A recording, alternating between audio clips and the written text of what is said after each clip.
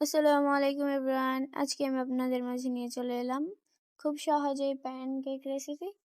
তো চলেন বেশি কথা না বলে শুরু করা যাক। বিসমিল্লাহ। তো প্রথমে এখানে আমি 2টি নর্মাল টেম্পারেচারের ডিম নিয়ে নিচ্ছি। এখন এগুলোকে ভেঙে নেব।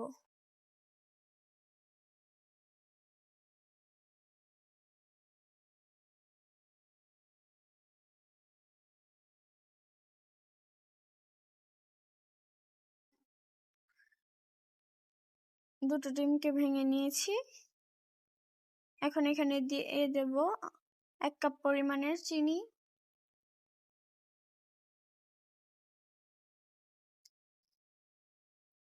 এখন এখানে দিয়ে দেব 1/2 কাপ পরিমাণের সয়াবিন তেল। তারপর সবগুলোকে একসাথে ভালো করে বিট করে নেব।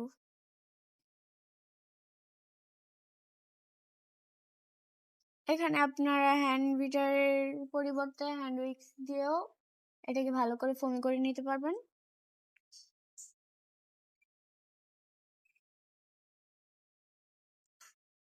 যে আমাদের ডিমটা ফোমি হয়ে গেলে এখন এখানে অ্যাড করে দেব 1/2 কাপ পরিমাণের দুধ। দুধটা আগে থেকে জাল করে নিয়েছি।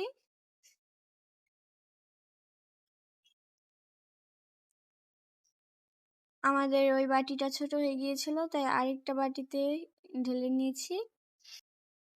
এখন এখানে অ্যাড করে দেব 1 চা চামচ পরিমাণের ভ্যানিলা এসেন্স।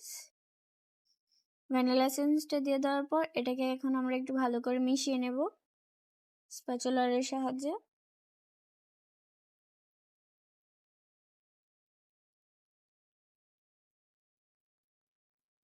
তারপর এখানে নিয়ে নেব 3 কাপ পরিমাণের ময়দা।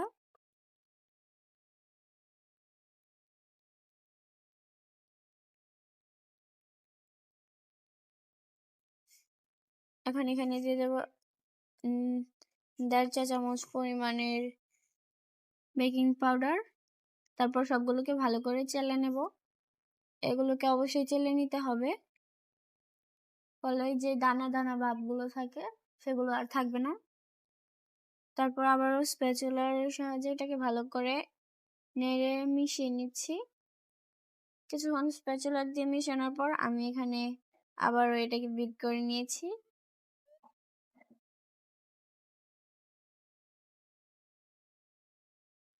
দেখেন আমাদের ডোটা একবার পারফেক্ট হয়েছে। এখন চুলায় আরেকটা প্যান বসিয়ে তাতে প্যানটা গরম করে এখানে আমরা অল্প পরিমাণে ডো দিয়ে দেব। এটাকে 1 মিনিটের মতো জাল করে হয়ে নেব। এটার উপরে যখন 1-2টা বাবলস দেখা যাবে তখন এটাকে আমরা আবার উল্টিয়ে নেব।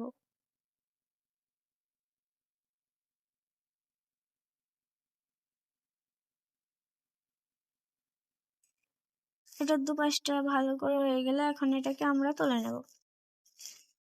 এই যে আমাদের প্যানকেক রেডি। এ হচ্ছে আমাদের প্যানকেকের ফাইনাল লুক। কেকটা আসলেই খেতে খুব মজাদার ও খুবই স্পঞ্জি হয়েছে। আপনারা চাইলে এটা বাসায় ট্রাই করতে পারেন। এটা বানানো তেমন কঠিনও না, খুবই সহজ। আর ভিডিওটি যদি আপনাদের কাছে ভালো লেগে থাকে তাহলে অবশ্যই লাইক এবং সাবস্ক্রাইব করে দেবেন। সবাই ভালো থাকবেন, সুস্থ থাকবেন। আল্লাহ হাফেজ।